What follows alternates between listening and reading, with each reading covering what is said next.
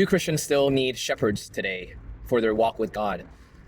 I've been rereading John Calvin's Institutes of Christian Religion, and in the section about the church, he calls God as our father of Christians, but the church as the mother of Christians. That, contrary to some Christians thinking that the church is optional or it is a good add-on because it's all about my own personal relationship with God, John Calvin understood from a New Testament that the church is essential for our walk with God, our holiness, our spiritual well-being, all the way until we see Christ, all the way until Christ's second coming.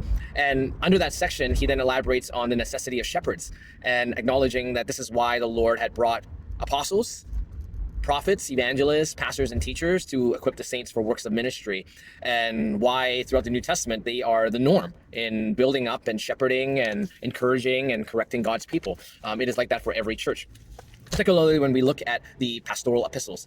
And so on a practical level, do Christians need shepherds today? And from my observation, not only from a theological level, but on a practical level, yes.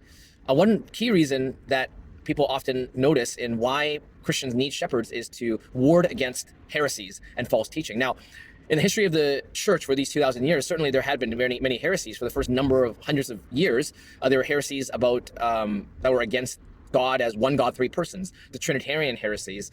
Later on, there were heresies that were gospel related, that were muddling or rejecting justification by faith, and hence the Protestant Reformation.